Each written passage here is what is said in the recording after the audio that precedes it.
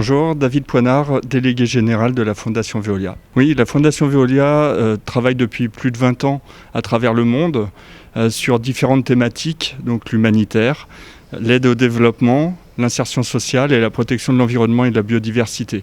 On travaille avec différents types de partenaires, que ce soit les Nations Unies, les ONG, mais aussi des associations et des groupements d'intérêt économique, donc des GIE, mais aussi des scientifiques, comme l'Institut océanographique Paul Ricard. Et on cherche des partenaires dans les différents pays où l'on intervient. Et on intervient dans tous les pays du monde, sur toutes les zones, avec les salariés de Veolia. On vient chercher les compétences de Veolia, les compétences donc, sur l'eau, l'assainissement, l'énergie, la propreté, mais aussi d'autres compétences. Ça peut être l'informatique, les ressources humaines ou la santé aussi. Oui, Veolia est un acteur majeur sur la partie eau, assainissement, déchets, énergie. Et Veolia met à disposition l'ensemble de ses salariés via la Fondation Veolia pour pouvoir aider nos partenaires concrètement sur le terrain. On vient vraiment sur le terrain, c'est pour ça qu'on est aujourd'hui au Sénégal sur le terrain. On rencontre les personnes et on vient très régulièrement sur le cœur du sujet, c'est-à-dire sur le terrain. La gestion de l'eau, de la ressource en eau est très complexe.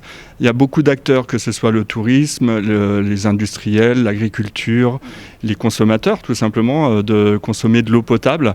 Vous avez un très bel exemple au Sénégal avec l'OMVS et l'OMVG, mais surtout l'OMVS, l'organisation de la mise en valeur du fleuve Sénégal. C'est un exemple d'hydrodiplomatie, avec la discussion entre plusieurs pays pour la gestion de cette ressource sur le bassin versant du Sénégal. Donc le Sénégal, sur ce sujet-là, est bien en avance par rapport à beaucoup de pays. Les solutions techniques existent, après c'est plutôt de la discussion entre les différents acteurs, entre les politiques, les villageois, de trouver des solutions et les financements. Donc on a besoin de financement, bien entendu, de financeurs, de bailleurs, et c'est là où on intervient avec nos partenaires pour rechercher les personnes, les organisations qui pourraient nous aider et on fait un appel aujourd'hui à tous les financeurs sur nos projets. Là encore, les solutions techniques, on va les trouver vraiment, et c'est la mise en adéquation des différentes parties prenantes, des différentes organisations qui ont chacun une part de la solution. C'est pour ça qu'il faut qu'on arrive à travailler ensemble de façon structurée, qu'on arrive à discuter. Et c'est grâce à cette conférence des Nations Unies et d'autres événements que l'on se rencontre, que l'on discute et que l'on fait des alliances pour justement apporter la solution technique et économique, encore une fois. On croit vraiment au système de partenariat public-privé philanthropique. On peut rajouter le 4e P au PPP pour justement trouver des alliances, encore une fois, des modes de financement pour aider les projets. Là, la gestion des barrages et l'électricité, encore une fois, de la ressource en eau et du partage de cette ressource en eau, c'est au cas par cas. Il faut regarder vraiment localement le besoin, trouver l'adéquation entre le besoin et les solutions, avec les financements qui vont avec. Il y a à la fois la part des politiques, mais pas que. Il peut y avoir aussi les industriels ou d'autres organisations comme l'OMVS par exemple, et impliquer les populations locales. Il faut agir aujourd'hui et on agit avec les populations locales. C'est ce qui me semble le plus important. On a beaucoup de solutions, beaucoup de systèmes de financement aussi. Il faut trouver les bons. Et là, c'est au cas par cas. Après, cela dépend localement de la volonté de tous. Oui, l'eau, c'est à la fois la santé et l'assainissement, c'est la dignité. C'est ce qui a été dit aussi dans le film d'introduction de la conférence des Nations Unies au Sénégal. Je rejoins complètement ces mots, c'est très bien, c'est exactement ça. Et on œuvre sur ces idées-là depuis plus de 20 ans avec la Fondation Veolia et nos partenaires pour non seulement apporter de l'eau potable, on a beaucoup travaillé au Sénégal, mais aussi l'assainissement. On a de nombreuses solutions pour l'assainissement et ça a souvent été délaissé. Et là, aujourd'hui, on pourra peut-être revenir sur les sujets, mais on a des modèles innovants à la fois pour les camps de réfugiés, mais aussi pour les villageois sur les solutions d'assainissement. Il faut accélérer. On a les solutions, il manque les financements, il manque des fois de l'organisation entre les différents partenaires, trouver les bons partenaires, intégrer les scientifiques encore une fois dedans. Mais il faut vraiment accélérer pour atteindre les objectifs du développement durable de 2030. Ça, c'est une évidence. Et je pense que tous les acteurs aujourd'hui sont alignés sur cette idée-là. Il reste vraiment, encore une fois, à agir avec les populations. Malheureusement, il faut avancer tous ensemble. Oui, cette image-là peut paraître déroutante, c'est ce qui fait souvent polémique. Mais malgré tout, dans ce genre de conférence, c'est là où on peut rencontrer et se rassembler entre tous les acteurs, les parties prenantes, donc les politiques, les publics, le privé, les ONG. On peut discuter avec tous les pays du monde au même endroit pendant 2 jours. C'est très dense. Mais par contre, derrière, ça ne s'arrête pas là. Il faut vraiment, encore une fois, trouver des solutions opérationnelles sur le terrain. Et là encore, on a plein d'exemples à donner. On est avec la Fondation Veolia, aujourd'hui, on est dans une vingtaine de pays, mais on travaille à la fois sur les urgences humanitaires, mais aussi on continue la lutte contre le choléra. C'est un exemple. On continue aussi l'alimentation en eau potable pour les villageois sur toutes les régions du monde. Et au Sénégal, on a plusieurs projets en cours, à la fois sur ce modèle innovant de ferme aquacole, mais aussi sur de l'alimentation en eau potable.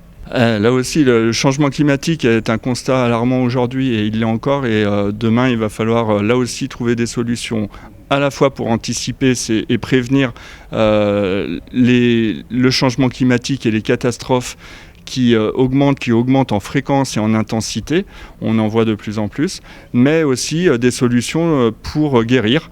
Et là, on est là aussi avec la Fondation Veolia et nos partenaires, le ministère de l'Europe et des Affaires étrangères, le partenariat français pour l'eau, le programme Solidarité Eau, mais aussi toutes les ONG sur le terrain, avec les Nations Unies aussi, pour apporter des solutions en eau potable qui peuvent se déployer en moins d'une demi-journée sur le terrain pour alimenter entre 2000 et 15 000 personnes. Ça, ce sont des solutions concrètes que l'on apporte, qui sont mises en place depuis maintenant plus de 20 ans avec la Fondation Veolia et nos partenaires.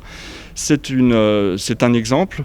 On travaille aussi sur les outils d'analyse du changement climatique et on compte vraiment, encore une fois, sur toutes les parties prenantes pour prendre en considération ce changement climatique dans l'adaptation, mais aussi dans la prévision, de s'adapter, prévenir, mais aussi de pouvoir guérir.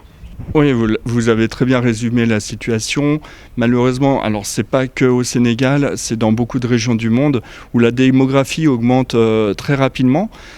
C'est un problème d'urbanisme aussi, de gestion des infrastructures de l'urbanisme qui doivent répondre aux besoins de la population qui grandit, qui s'accroît. Donc il faut anticiper tout ça, il faut anticiper avec les politiques, avec les budgets qui vont avec sur les infrastructures. Les solutions, on les connaît encore une fois. Beaucoup d'endroits du monde, les problèmes d'assainissement ont été résolus. Il y a de grands progrès dans toutes ces infrastructures aujourd'hui sur le rendement, l'efficacité, à la fois sur la production d'eau potable. On arrive même sur de la désalinisation aujourd'hui de l'eau de mer. C'est de plus en plus des rendements de plus en plus importants. Et en assainissement, il y a des solutions de plus en plus innovantes. Mais malgré tout, il faut encore une fois, les budgets, les financements, l'anticipation d'infrastructures majeures et de le prendre en compte dans tout ce qui est urbanisation, schéma d'urbanisation. Très bien, on est très content de notre projet de pisciculture à Imbodiem, mais aussi à Fao, à Pékès. On a 4 fermes au Sénégal qui remboursent leurs prêts, c'est-à-dire que la Fondation Veolia a financé les investissements pour le lancement la création d'une ferme. Et l'objectif, c'est qu'ils puissent rembourser cet investissement, non pas à la Fondation Veolia, mais pour réinvestir dans un fonds, le fonds Araduna Arjigun. Et une fois que l'argent sera sur le fonds, ça permettra de créer de nouvelles fermes.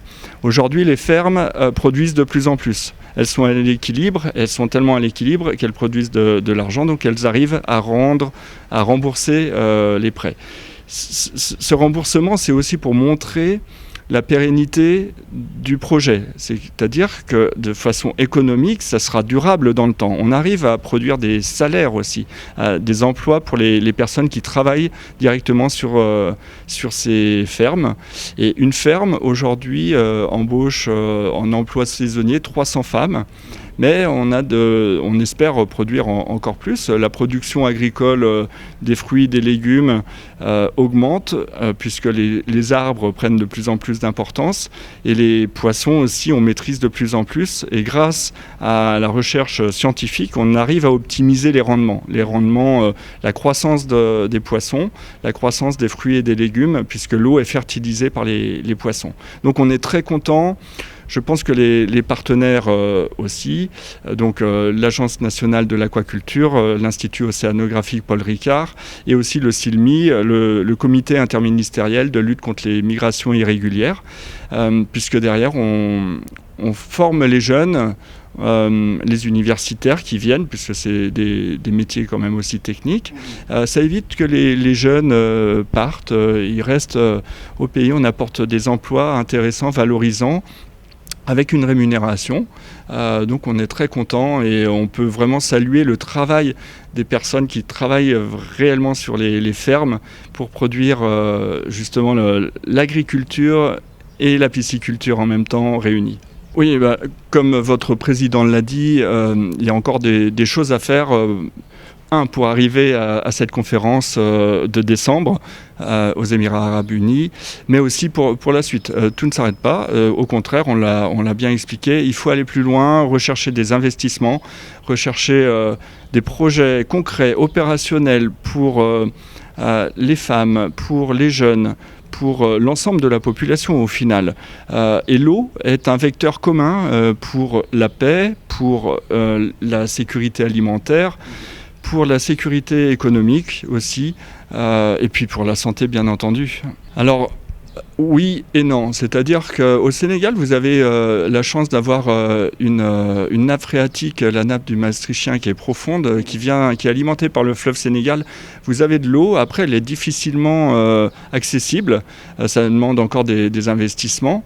La population croît, la population démographique croît, partout dans le monde aussi. Il y a suffisamment de l'eau. Souvent, l'eau est pas très bien répartie et elle change avec le changement climatique. Ça s'anticipe, ça s'étudie. On peut mettre en place des projets d'accès à l'eau, bien entendu, avec une vision globale. Et c'est là où les politiques interviennent dans la gestion globale. Mais derrière, il y a besoin des scientifiques, encore une fois, et des techniciens.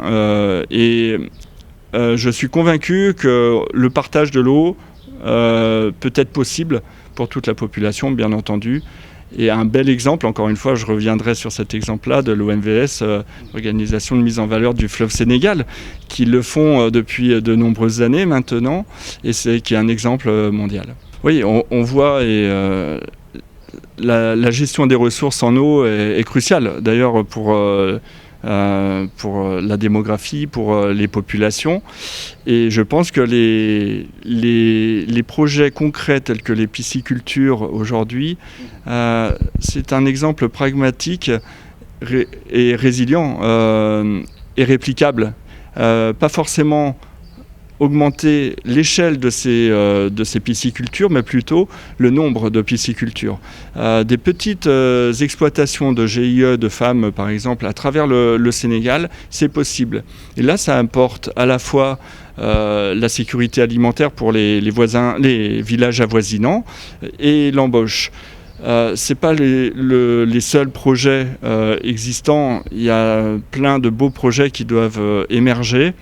C'est grâce à cette conférence des Nations Unies mais d'autres événements aussi où on peut discuter pour essayer de trouver les projets les plus adaptés. Mais on a vraiment besoin des populations et des acteurs locaux vous connaissez mieux que nous votre pays, et vous avez toutes les capacités pour suivre ces projets, pour réaliser ces projets.